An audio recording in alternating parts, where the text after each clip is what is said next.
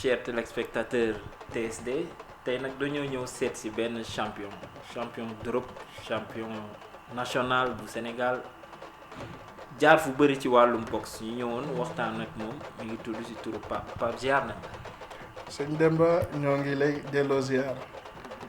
di nuyu mbokk téléspectateurs yu TSD TV yëpp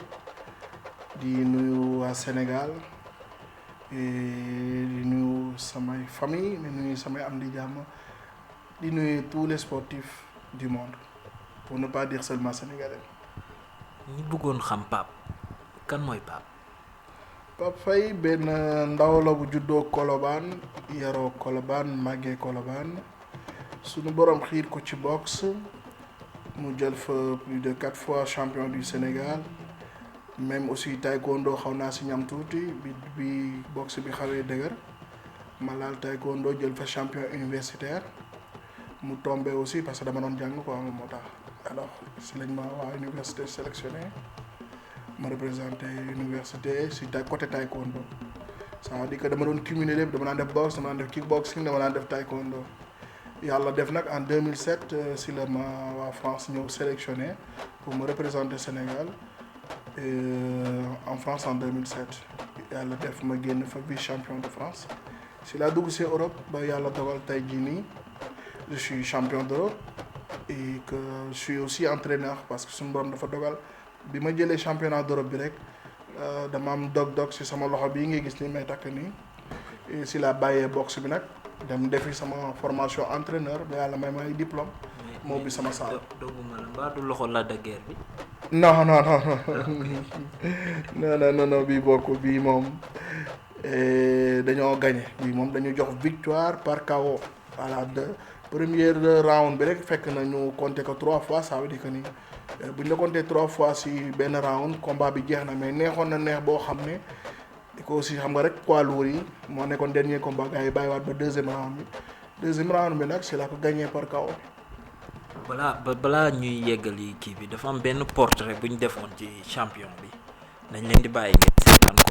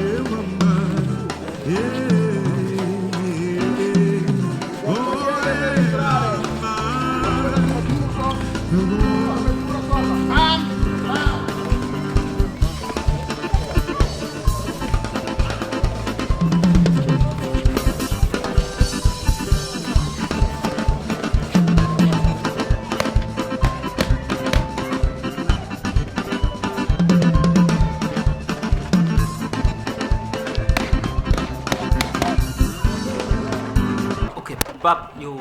keroog dañ la topp ay tubaab woolu la pour nga dem defal leen ay stage en boxe loolu luy faral di am lu bari la et que depuis combien de temps yaa ngi koy def. bon mën naa ni excusez-moi bëriwul lu muy am mais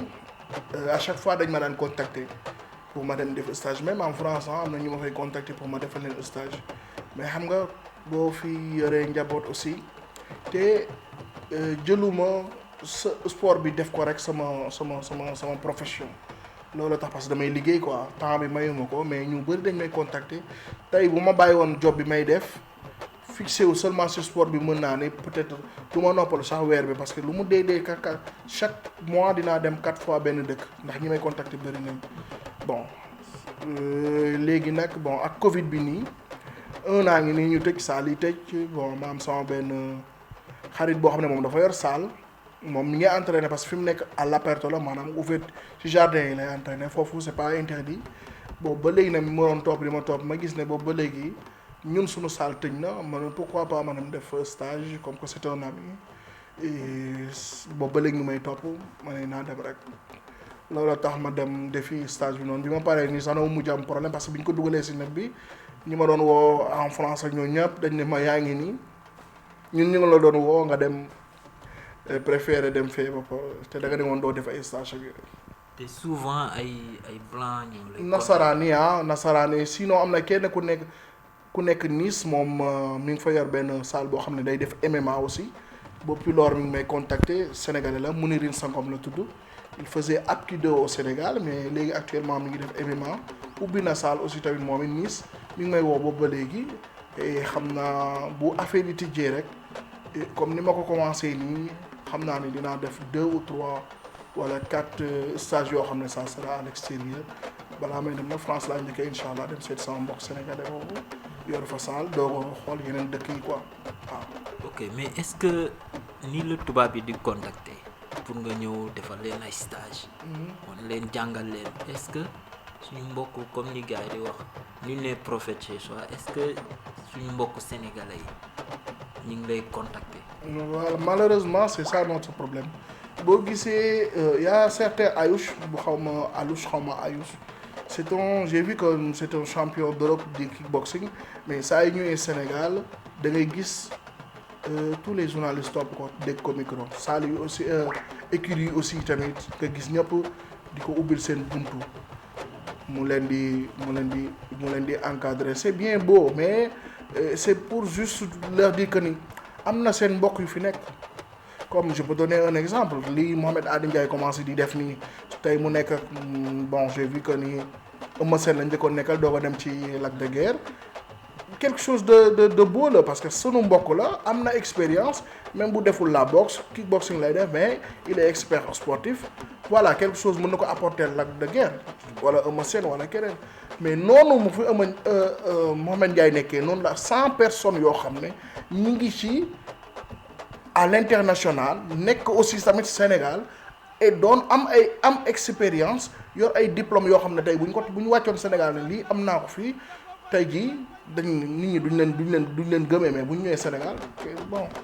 duñ leen faale parce que sénégalais la quoi ndeet bu ñuul bi la mooy loolu et it aussi comme sama genre doo dem di wër ci biir média yi naan maay diw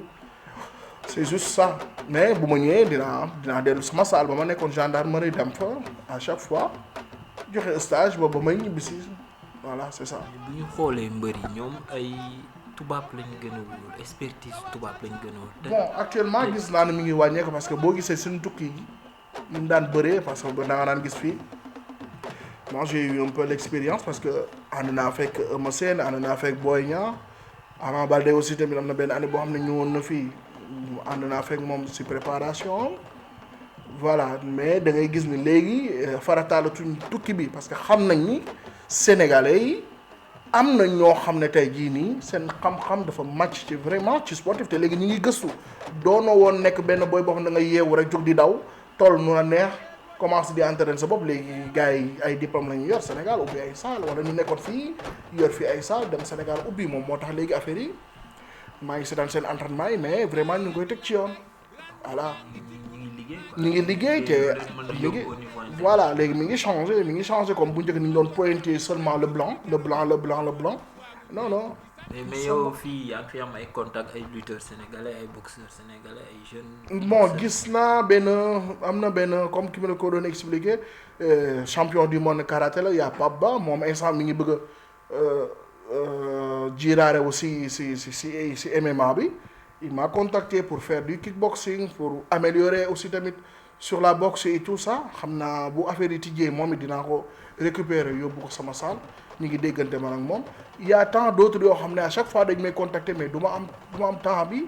du ma am aussi occasion bi pour mën leen parfois dañuy nekk fu sori du ma mën a am occasion indi leen sama salle ñu ñëw entraîner noonu si man mais cette fois-ci vu que ni vraiment sollicitation bi bëri na dama bëgg a gën a fixer aussi sport bi pourquoi pas ouvrir académie waxuma sax maanaam salle bi ma nekk nii ne mais dama bëgg loo xam ne sama yëfu bopp la ma xam ne maa ko moom mu doon académie nga xam ne sport 24 heures sur 24 lay doon sama liggéey doon sama profession voilà ma bàyyi sécurité bi pour l'instant daal loolu moo nekk loolu moo nekk sama projet actuellement nii comme ça dinaa mën a récupérer tous les champions yi nga xam ne tey jii nii ay jeunes lañ amuñu opportunité am benn salle boo xam ne seen mbokk sénégalais moo fa nekk pour mën di compétir à haut niveau et ba yàlla may leen li ñu bëgg ci sport bi incha allah loolu daal mooy sa objectif actuellement. ok ñu fàttali téléspectateurs yi que ni ñu ngi toog ak Pape Faye grand champion d'Europe 4 fois champion d'Afrique vice-champion de France tey nag mi ngi fii ci Genova basé wu fii ubbi fii ay saalam en Italie di liggéey lu am solo ci wàllum art martial léegi mais Pape seetaan nga combat Lac de Guiers Eumeu Sène bi Diène Kaïré ñu gisee xeex bi. bon seetaan naa ko et comme tout le monde une déception totale parce que pour man ak fi làmb toll woon ñuy jooy ndax crise bu ñu nekkoon yaakaar naa ni bu ñu demee ba suñu war a ubbi xéewal yi lépp delluwaat dans les normes yàlla bu la nattoo pourquoi ma ne yàlla bu la nattoo mooy yéen ñi nga xam ne yéen a njëkk a doon premier combattant yi nga xam ne yéen a war a ñëwaat jaayaat làmb bi foofu man pour man dafa waroon a ñu waroon a ñëw jaay seen bakkan nañ ko waxee ci signature bi noonu la waroon a demee voilà mais gisuñu loolu mais nag làmb ak i mbóotam voilà c'est ça mais man boog am na fenn foo xam ne fu ma fay tollooti maanaam dignité bi laay gën a sàmm que loo xam ne suba samay way doom du ci rafet daal maanaam comme tey jii gis nga TikTok yi gis nga Instagram bi kaañoo yi ngeen di kaañoo bon c'est honteux quoi c'est honteux dama yeewu sama bi ma koy seetaan sax sama doom mi ngi naan ma mais ñii dañuy bëre wala dañuy fo voilà c'est ça et xaw na doy waar trop xaw na doy waar ñu commencé ko sax ci combat yu ndaw yi comme Diène Kaïré alors Diène Modou Kaïré ñoom macha allah wax dëgg yàlla def nañ la ñu waroon a def jaay nañ combat bi jaay nañ lutte bi wone nañ ne ñoom ñii kat dañoo nekkoon ci crise te lii mooy seen liggéey ñëw nañ wane jom ak fayda voilà. gis nga que ni progression ñu ci yoon. waaw gis nga confiance dafa am solo. confiance dafa am solo ci combat Diène depuis boo gisee si face à face yi wala interview yi ñu ko doon kii da ngay gis journaliste yu bëri benn wax bi lañ koy wax pour noo ñemee nii sawaay nu mu tudd Modou Anta mu naan gëm sama bopp voilà c'est ça aussi tamit Medina ak Colobane ñoo yam dañoo mën a sot te mbëru Ndakaaru la voilà gis na li nekk ci ginnaaw mu xam ne tey jii nii warul am défaite mu ñëw bañ a sóor daano bi ñëw sóor dignitéem loolu moom solo boo jiitalee sa dignité rek tey jii nii dootoo sóor daano mais gars yi léegi nag jiitaluñ tu dignité ñoom comme ni ko gars yi di waxee rek combat noo ko amee loolu c'est honte combat noo ko gagné baax na c'est honte non il faut que nga gagné avec voilà bëggal sa avec dignité daanu boo xam ne sax ak dignité nga ko daanoo moo gën victoire boo xam ne c'est honte victoire boo xam ne fépp fi dañuy taxaw naan cim voilà c'est ça man moom noonu laa ko gisee quoi ku nekk nag sa gis-gis mais man moom je préfère daanu ak dignité que am victoire boo xam ne tey jii damay taxaw naan di ko rëccu quoi voilà c'est ça. mi ngi mel ni combat Gris Bordeaux Eumeu Sène. voilà c'est ça. Gris daanu na mais dafa mel ni moo daan. regarde ça wala nga xool tey jii man woy lañ fi doon dàqalante Moustapha Gueye daanu mel ni yaa daan Moustapha Gueye loolu moom moo manqué léegi actuellement gars yi palmarès bi la ñuy xool que woy bi quand je dis palmarès mooy maanaam nañ bind ci feuille bi rek fiche bi rek musuma daal vainqueur diw mais ñuy toog ci grand place yi di la waxtaanee sa doom màgg ñi di la waxtaanee loolu aussi tamit lu jar a bàyyi xel la voilà loolu man pour man sportif ak koo xam ne day jongante ak su lu mu mënti doon jongante bu mu mënti doon loolu man pour man moo ma ëppal fuuf valeur que fiche bi ñuy bind diw moo gagné rek voilà. bu ñu ñëwee ci combat bu mag bi pour yow Eumeu Sène def na lu mu waroon Eumeu a fait ce qu'il devait faire alors doonu ma woon mbër parce que gëmuma woon yi mbër yi gëmoon toog na wax ko fi mooy yenn gàllaaj yi gars yi di def pour am victoire daanu koon def yenn jaral daanu koon def Eumeu dafa nekkoon koo xam ne daan ñëw ñaari caawal lay dow ñëw jaay boppam moo tax gis nga ko fu nekk la daan toj ba bés bërki dem bi gis nga ko comprendre nga mu xëy xam ne nag nekkatul Eumeu boppam kese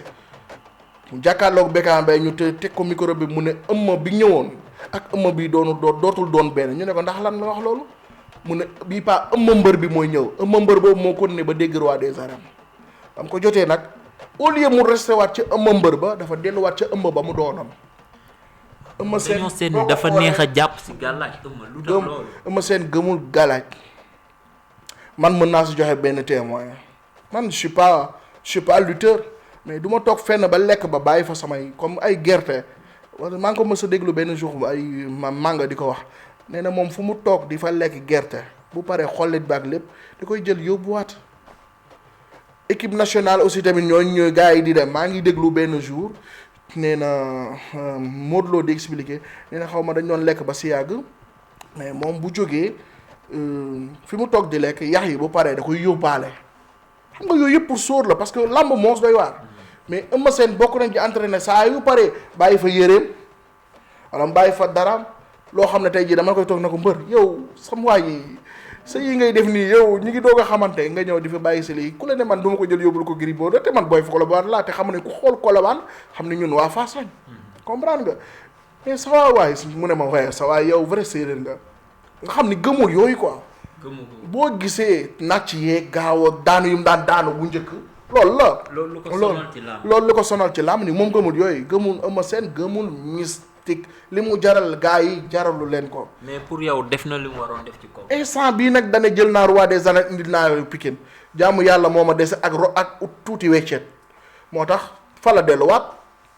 voilà ñi topp ci ginnaaw wóor na ma ni ñooy sonn ci bopp ci moom pour di ko jox gàllaaj mais wóor na ma ni mais est-ce que andi na état bi mu waroon andi par rapport ak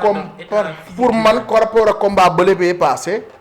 bii pas indi na état mais boo ko xoolee xam nga Manga tamit jox nañ ko micro bi mu ne ñu laaj ko ne ko instant bi mystiquement kan moo gën a taxaw Manga lan la leen wax ne leen tànk summeekuwuñ mënagumaa wax kan moo gën a taxaw mystiquement loolu day am boo seetlukat dëgg nit bu ñu la jàppee wala nga nekkul en forme mystiquement loo sangu bu ñu ci tegee 30 secondes nga mel ni nga wow kong looloo jar boo xoolee Lac de Guiers moo gën a fendi yaram baa ngi fendi mais Eumeu Sène mi ngi wow kong mel ni ku sangoowul dara waaw foofu nit nag boo xamee làmb dëgg-dëgg di nga xam ne kii dañ ko jàpp mystiquement. andi na physique bi war mais dañ koo jàpp combat bi li ñëpp wax moo ci nekk Lac de Guiers moom moomoon combat bi mais comme que moom ni muy bëree loolu rek la jàpp ne loolu mooy bëree moo tax fi mu yem rek la yem. mais yow instant yi boo yoroon la su ma doon Lac de Guiers ni Eumeu Sène doon def nga ñëw lu ma am jël damay jaay sama bopp damay xeex ni Balla Gaye di def damay ñëw dinaa la attaqué moom mën combat bi damay attaqué gis naa ne yow da ngay taxaw fi nga taxaw rek wala yaa ngi reculer mais ma essayé jàpp. mais en matière de mais yow góor bi xeex bi. bagarre bi lenn la ku xam Eumeu Sène xam ni il est toujours en mauvais garde moom ku ko xam ni il est en mauvais garde beneen bi aussi tamit xamoon na ni Lac de Guiers mi ngi xaar laawam bi laawu gaucham bi te toujours moo Gris Bordeaux ñooyam foofu dañuy am déséquilibre saa ñu dóoree laaw boobu dañuy déséquilibré moo tax Gris Bordeaux nga koy gis muy sëpp Balla Gaye di ko ci nax Modou Lo di ko ci nax mais moom it xamoon na ni Lac de Guiers loolu la doon xaar laawam boobu la doon xaar moo tax jéem ko sax benn yoon la ko laaw ma gis mu xaw a déséquilibré wu mu téyewaat boppam mais nag si biir caf yi xam naa ni genre Mohamed Ali Ndiaye ñoo ne ko del jam gauche bi rek mais bu ma jamee gauche ma gisee ouverture wala ma teppi la ñaari yoon wala ma gis ne nekkoo en forme sa entraîneur da la war a wax jeex na jëlal kii yaa ko moom jël ko nga dugg loo am jël voilà mais yow. mais pour avenir u Lac de Guiers loo koy conseiller pour mu koy bëree avenir dans l'avenir. alors nee nañ comment dirais-je. moom nee na moom na gars yi fexe nañ ko fexe daan ci ni muy bëree mais moom du changer ni muy bëree. mais ça sera impossible bu fekkee ne tey jii nii Lac de Guiers lenn la mooy li gars yi am mooy gàcce ngalaama xam nga lan moo tax ma ne gàcce ngalaama mooy boo daanoo ñu ne gàcce ngalaama buñ la daanee ñu ne gàcce ngalaama loolu moo ko dese mais yow nga daan doo dégg gàcce ngalaama boo daanoo doo dégg gàcce ngalaama foofu man gisatuma fa jàmbaar dafa war am woy woobu nga daanu dégg gàcce ngalaama Gris Bordeaux lan moo tax niveau bi mu nekk ba léegi du yéeg du wàcc et pourtant bëriwul palmarès boo xam ne tey jii nii bu positif la bu muy daan nit ñuy bëri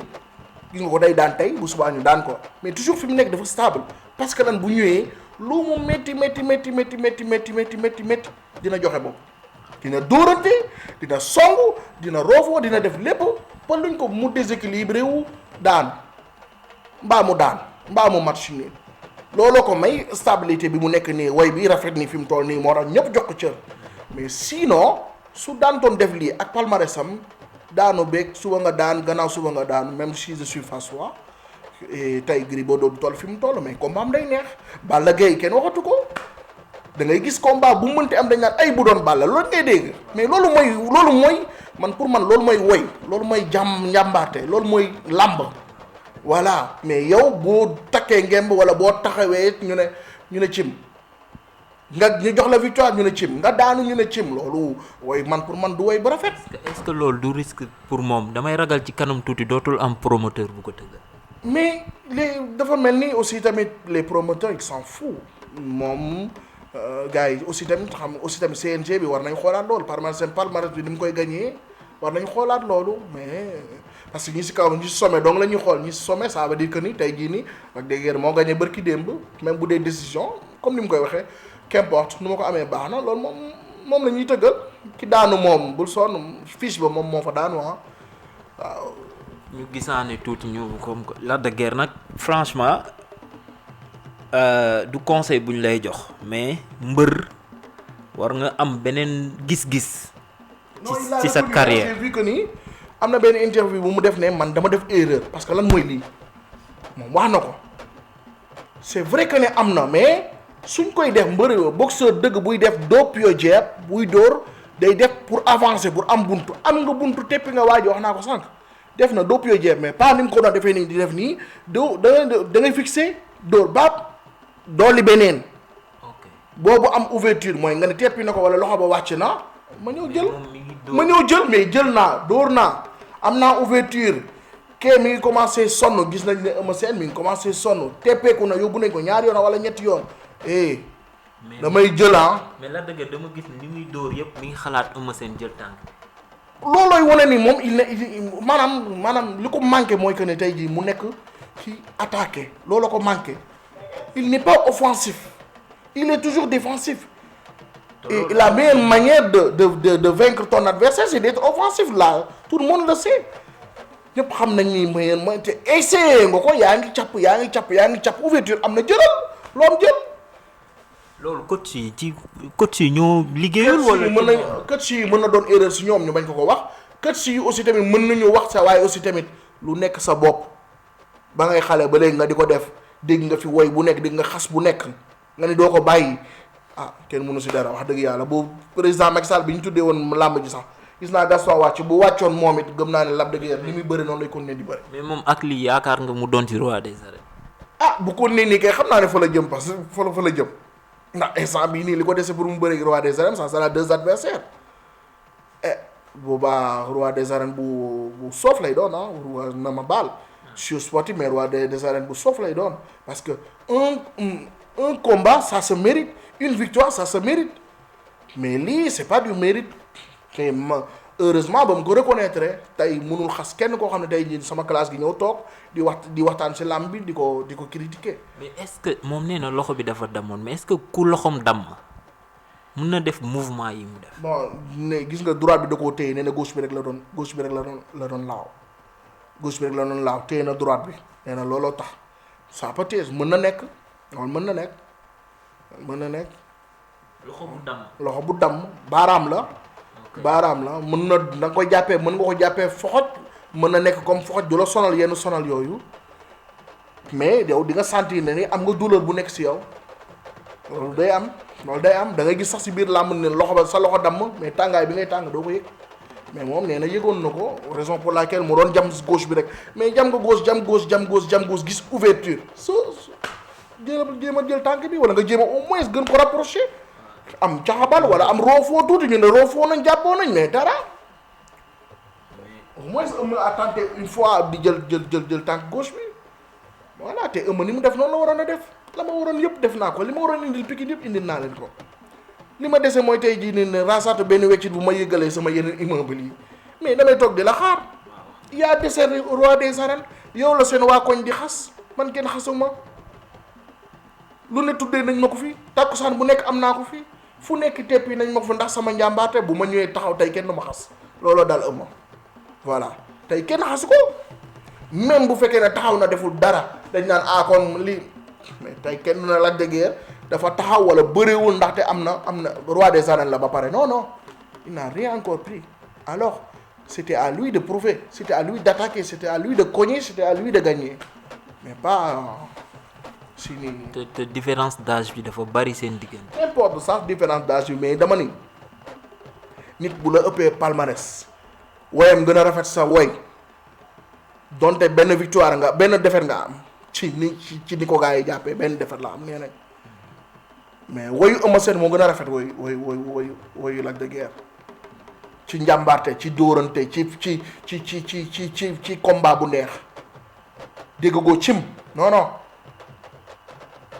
gàcce ngalaama rek nga koy déggal ba démb même mu téyee boppam gàcce ngalaama nga dégg Lac de Guiers moo gagné te moom la ñuy xas alors il n'a qu'à changer de stratégie actuellement dafa war a nekk un vrai boxeur c'est un puncheur loolu la ñu wax te gis naa déplacement am xam naa ne mën na dóor mais dafa des léegi muy dóorante mën a dóor te doo dóorante bokkul mën nga doon xam nga day ji nii boo gisee Boy Niang wala nga gis Gris Bordeaux ku ñu dóor nga xam ne kii nii dóoru professionnel la dóore parce que dañuy dóorante bu ñu songoo dañuy dóorante bu ñu la tax bu ñu taxawee ak sax dañuy dóor moom nag day cof te da ngay cof boo amee bunt doo dem amul sens waaw amul sens man su ma cofee su ma gisee bunt damay ñëw noonu la Balla Gaye di def noonu la Gris Bordeaux di def Eumeu Sène nag dafa nekkoon koo xam ne boo ma laalee ak noo mënti laalee ma fekk si la noonu la mel waaw donc ñëw rek mu ñëw ak ay laawam. gis nañ ko muy kaas ne coach staff bi lu tax ngeen may téye bàyyi leen moo bëree. waaw boo gisee moom it boo gisee tegtal la bëre tegtal la bëre ba ci même mystiquement aussi tamit tegtal la bëre boo gisee toujours mi ngi dem côté saako bi à droite nga xam ne tegtal la bëre Eumeu Sène bi bëre dem du woon moom même bu ñu ko jàppee mystiquement du woon moom gars yi wax nañ ko soo déggee Pape Sarr naan ku am hémorroïde bul dem ci combat bi xamoon na ni mbërëm dinañ ko sampuloo mu taxaw di ko xaar te bu taxawee di ko xaar kay du ñëw loolu tax mais bu ñu xamoon ni seen mbër bu ñu ko nee bul dem taxawal xaar ko parce que moom moo am lu mu wut si mu ñëw bu boobaa dinañ ne combat bi dina gaaw mais dañ ne xam nañ ki ñuy bëreel sama mbër bu taxawee moom day taxaw bu ñu bàyyi woon Eumeu Sène rek kon combat bi 30 secondes tax jàppante nañu rofo bu yàgg Eumeu nàcc la muy nàcc gagné mbaa ñu gagné ko voilà c'est ça. loolu mooy làmb. mais loolu mooy làmb Balla Gaye xaritam la maa ngi gis aussi tamit benn image bu ñuy wone. mu naan dóor nga ko. am nga buntu doo dugg. te gars yi la xam naa ne wóor na ma ni image boobu dina metti Lac de Guiers mais c'est la réalité lu ñëpp wax mooy dëgg. sa doomu ndey bu demee ba gis ne nii nga war a bëree noonu nga war a bëree ñëpp nee nañ ne changer tactique changer Lac de Guiers bu changer woon tactique ba Serigne Bamba kenn du ko mënal dara ci làmb parce que am na gàllaaj li manqué gars yi moom nekku ci moom làmbam na koy xool xam ne kii dafa taxaw mystiquement alors lu ko dese xarañ bi ko dese kese bu xarañee fii wex xatt kenn du ko mënal dara te dina am woy boo xam ne ba ay sëtam dina leen topp mais bii woy moom wax dëgg yàlla rafetul wax dëgg yàlla ni moom du woy waaw mais yàlla na ma jiital nag waaw donte buur si nag waala mooy loolu mais nag voilà je parle en tant que sportif bon même si je suis fassois mais je parle en tant que sportif j'ai vu que nag tu taquines notre lutteur là yaa ngi topp Gris Bordeaux ba léegi nag bu fekkee ne na combat boobu taxaw na nga wuti boxe na nga wuti entraîneur de boxe comme il faut te xam ni mais Gris Bordeaux ak Lac de Guiers coach ma laaj la Gris Bordeaux ak Lac de Guiers kan la xeexam gën a jaar yoon. loolu kenn amul loolu amul wax c'est pas parce que je le répète c'est pas parce que je suis fassois lamb yi Boy Niang il est né boxeur bu taxawee garde nga xam ne kii bu dóoree jéeb gauche am nga xam ne c'est un puncher boxeur la Gris Bordeaux ñëpp xam nañ xeexam ba pare du laaw gauche droite yu rafet lay dóor boo leen sëggee gis nga ay uppercutam dafay jaar yoon day def rotation normale mais suñu borom da koo natt mu am loo xam ne moo koy déséquilibré loolu nag ku ko xam ci moom toujours da nga koy jéem a taquiner mu def erreur déséquilibré wu nga xëcc ko mu barastiku sëpp parce que ci li ma dégg te ak li ma seetlu ñaari tànk yi dañoo sutante loolu mooy indi problème parfois nag nañ naan ñaari tànk yi dina sutante fekk na looy chargé sa tànk ñuy ëpp li ñuy chargé sa tànk am na seen mbindu tànk ni muy mel benn bi day sut benn ba mooy indi nga ñu naan da koy coos wala tànk beneen bi moo sut tànk bi mën na doon judduwaale mais mën na doon aussi tamit du sa entraînement ni ngay chargé sa tànk. ca liggéey ba Eumeu Sène boo gisee xam ni ñaari tànk sutante wuñu mais tànk yi na mu koy chargé benn ba dana gën a toll nee na sa ñaari tànk sax gauche bi droite bi am na benn boo xam ne mooy gën a rëy. voilà loolu mooy indi déséquilibre yi parfois nag voilà am na sa tànk di chargé woo. boo amul assise bu baax booy dóor boo moytuwul rek da ngay déséquilibre. moo combat la Gris Bordeaux Lac de Guiers. kenn waxatu ko ñoom ñaar combat la kenn waxatu ko ndax xam naa ne Gris ak lu Lac de Guiers mel di téye boppam noo mënti téye sa bopp dina ñëw ak koo mënti doon lu ñu la mënti tegtal Gris xam nga lan moom mu neexam si moom parfois day bàyyi ay tegtal fële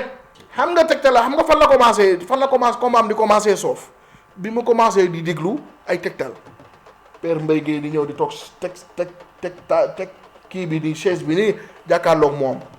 fa la commencé def consigne mais Gris rek day xeex ba cëppeelu mbaa mu xeex daan loolu moom solo. coach ñu gisaane tuuti diggante am na yenn combat yu nekk suñu kanam diggante Modou Lo Ama Baldé kan la xeex bi arrangé. alors il faut faire très attention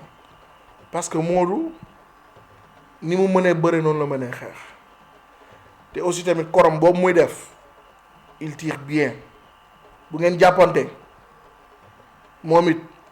uppercutam yooyu muy joos là à chaque fois moom mooy wàññi ay adversaire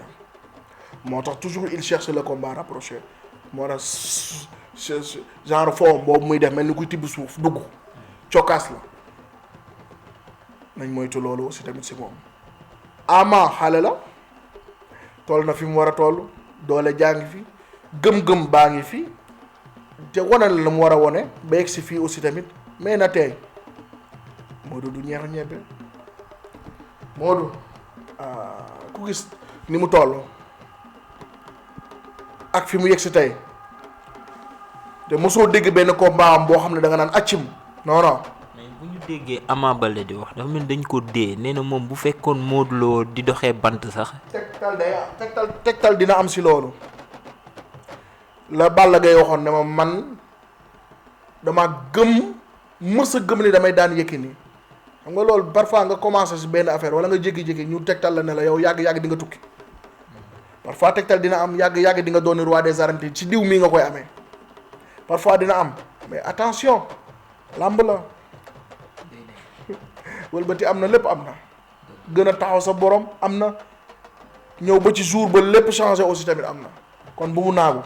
mystiquement bu mu naagu physiquement bu mu naagu moralement bu mu naagu même daal na liggéey dem fa mu daan war a dem def la mu doon war a def ñëw jàkkaarloo xam ni champion la jàkkaarloo loolu daal bu ko defee xam naa ni dina am au moins chance boo xam ne mën na ko ci génne mais bu ñëwee naagu côté mystique bu ñëwee naagu côté physique dina nax boppam. combat boobu kan la jàppante bi arrangé. jàppante bi. ñu ne damuy dégg ñu bëri ñu ne Ama moo sàcc doole Modou Lo moo ko bu doole. loolu lañ yaakaar rek ñëpp dañoo yaakaar ne Modou Lo amul doole koo gis entraînement am gis la muy yëkkati xam ne borom doole physique naturel la yor dafa am doole kon sinon du yegg fii ñaar ay wàllu dong la fi bëri ñooñu dong la fi toroxal bu amutoon doole du yegg si fii non ñi mu jàppanteel roofoo yëpp xam nañ ni am na doole voilà kon bu ñu wax loolu foo ku yaakaar ne moo ko bu doole yaa ngi nax sa bopp. bu ñu jàppantee foofu bëri mooy feeñ te kenn mënta wax ni moom Modou Lo mënta bëri bu dee xeexit tàmm naa jël tàmm naa joxe kon combat boobu daal mi ngi noonu rek ku naagu daaw. boobu yaakaaroo mu mel ni Lac de Guiers Eumeu Sène. jamais loolu du mës a mel noonu ñam ñaar parce que ni leen yàlla bindee la te boobu ba léegi bañ commencé ba léegi wane wuñ loolu ama fugg gi nga fugg bi mu doon am gis nga si gis nga ko si comment dire si guy gi fugg la amoon ci nees fugg la amoon day ñëw joxe la mu am bëre xeex daanu mbaa mu daan te loolu génnagu si donte mi ngi def léegi nag round d'observation mais génnagul si loolu xarañ aussi tamit ku ko xam ne li tax ñu tuddee ko xarañ c'est ça da lay liir am buntu ñëw def la muy def. Tapha Tine Boy Niang. boobu sama gars dafa def erreur man duñ may waaj a jox Balla Gaye may dem si koo xam ne ñun ñaar ñoo yem même fi ñu tolloo ñoom ñaar ñoo yem ba pare fa la danger ba fa gënoon a ëpp fa la danger bi fa la ëppee nee na nag dafa bëgg a prouver moom moo tax ñu ne ko danger baa ngi nii mu dem jëli danger ba mais daanu woon ci Balla Gaye moom moo gënoon daanu ci Tapha Tine parce que boobaa day gën a wàcc ci saako yi benn fa la gën a fa la li may wax rek fa la péricolo ba ëppee man su ma doon moom ma nekkoon ci saf bi non damay continuer di jongal Balla Gaye ba muy nangoo ko ma daanu fa nag doo ko wàcc tolloog ñoom. est-ce que yaakaar nga mun na génn ci combat bi. combat boobu parce que ku ne gis na ni fi Tapha Tine def Bombardier ak na Bombardier toll te jamono ji moom la daloon comment dirais-je Eumeu Sène ba mu delluwaat ne Eumeu Sène bii ñëw Eumeu Sène mbër bi mooy ñëw loolu la waa Bawol def fi mu toll nii xam nga ni dañoo def fédération actuellement nii booloo doon benn maanaam ça veut dire que ni tundu Bawol yëpp ñu ngi ci ginnaaw Tapha Tine fi mu toll nii combat boobu du yomb. ci wàllum xeex. ñoom ñaar ñëpp a yem ci wàllum xeex. kan la xeexam gën a mokk. mokk bi bu fekkee dañu xool ci palmarès parce que damaa juddu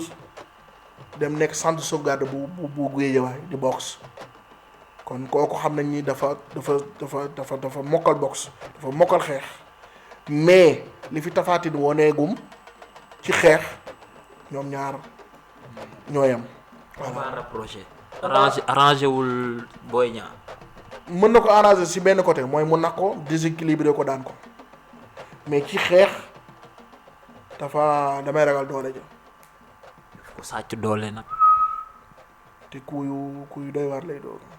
ay roqos yu garaaw lay doon te bu dalee mën naa fu mu dal mën naa gaañ te bu dalee dina wàññi doole te déjà mu la ëppee doole sama ku dal la wàññi am leneen lu mu wàññi ci yow bu boobaa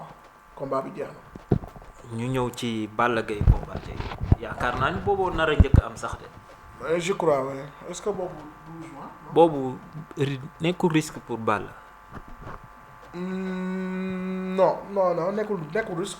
parce que Bombardier moo nekk mbër boo xam ne ba léegi comme ni ñuy wax rek wàccul kooku moom yàllaa ko may li mu ko may boo xoolee boobu ba léegi moom it fa mu nekk fa la nekk rek daan Bombardier wala Bombardier daan la du gàcce wala du am lu mu lay wàcce non làmb jee xawoon jaxasoo rek yenn boy yi di ko tekkook yooyu noonu mais Bombardier fa mu nekkoon fa la nekk ba léegi soo ba léegi ma nekk maa jël 2 fois roi des arènes yow ma ñëw jàpp la daan la. moom nee na y a jamais 203 day nekkaat 3 da koy jëlaat 3 une 3e fois. Balla du maye loolu. yaakaar nga Balla Gaye war na mën a manœuvrer Bombardier ci doole. actuellement nii ni ma ko gisee mu taxaw physiquement ak li ma gis muy liggéey ku dul Bombardier war na laa mën a sonal Balla mu ñëw taxaw physiquement ñëw amul lex amul dara combat boobu jar na sa fanaan sax stade pour mën a dugg di nga gis xeex di nga gis bëri. xeex bi arrangé na Balla nga foofu. arrangé wul Bombardier mais xeex arrangé na Balla. lu tax nga wax loolu mais Balla. parce que actuellement Balla moom moo gën a oyof moo gën a athlétique que Bombardier. mais Bombardier mi ngi doon liggéey ci MMA yi di ça fait 1 an mi ngi ci. mais liggéey loowuñ ko rapidité liggéey loowuñ ko aussi tamit xeex boo xam ne day doon xeexu bagaar boo xam ne comme ni sawaay di defee rag boo xam ne 30 secondes yoo xam ne doo xam sax foo nekk bu ci sawaay duggee du gis dara Bombardier li koy arrangé mooy jàppante yu yàgg yooyu comme ni mu daan defar ay Yékini kii yàlla suñu borom dimbali ko mu caxabal daan kee yàlla caxabal daan mais bu ñu xeexee déséquilibre ba mu amoon ca Eumeu Sène boobu lay amaat. voilà kon moom su ma doon moo dafa am problème équilibre. non man bon parce que doole ji moo bëri ba boo ko def am na yenn bougement boobu yenn bougement yoo xam ne bu ko defee rek déséquilibré wu ndax doole ji fi mu dafa ab këx la macha allah waaw. booy jox favori combat boobu koy jox. su may doon jox favori du ma ko teg si ku mën ki gën a soxla laa koy teg. donte Bombardier nee na bàyyeeku ma léegi wala nanga ma mais maanaam xam nga am na foofu ne boo fa toll jël naa 2 fois roi des arènes maa ngi waaj a bàyyi comprendre nga te gis nga léegi ni mu taxawaay léegi genre fédérateur la taxawoo Balla nekk koo xam ne ñëpp dañ ne ya làmb ji mooy kiy neexal mooy tax xaalis bi dugg si xam nga mooy tax làmb ji am caf ka kooku ba léegi mën naa ne mooy drapeau làmb ci donte nekkul roi des arènes actuellement mais mooy war a làmb da nga koy gis bu bàkkoo barki dem bu mu ñëwee stade ba ñëpp ñu ànd ak moom ñu àndul ak moom ñëpp dañuy ànd ak moom kon ça veut dire que ne mooy ut si. moo yor bay rek. waaw kër kuy ut si rek pour man ak ki nga xam ne daanaan def naa li ma fa waroon def ba pare pour man favori bi dama naan kii jël si ndax da koy jaral lu ne su jaralee Bombardier 100 jaral na Tafa non comment dire je suis face waa jégal leen ma de waaw man moom. comprendre booy Colobane la booy Colobane Grand Dakar yi. voilà c'est ça Moustapha Gueye bu daan bëri dama daan jël tànku nen laa daan dawee buntu gendarmerie bu Colobane ba Fass. maa daan njëkk Aline Mbaye Nder ci ak otoom maa ko daan njëkk Fass. voilà dañ koy comprendre. voilà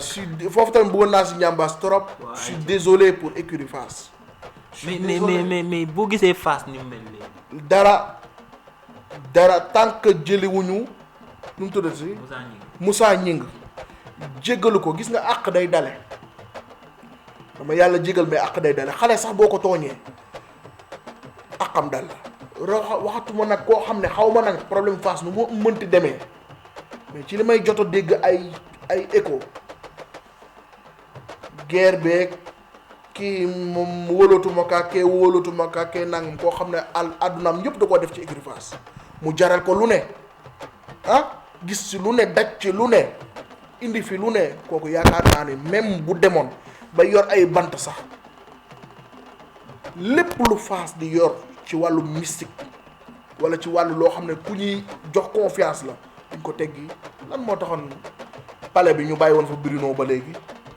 mbóot ya la xam mag jar naa bàyyi ci dëkk noonu la demee yow du ma yor dëkk bi dem ba naat toll fa mu war a toll yeneen champion ñëw bëgg a jël ka jëloon naat ba ci ka naatal dëkk ba ñëw beddi ko teg ko fee. du yoon te mu xam mbootu dëkk ba. mais moom nee na bàyyi na làmb. mais c'est normal que mu bàyyi parce que bu doonee gor mënul dem feneen di jàppale keneen ndax deretam Fass ci nekk ak fi mu toll aussi tamit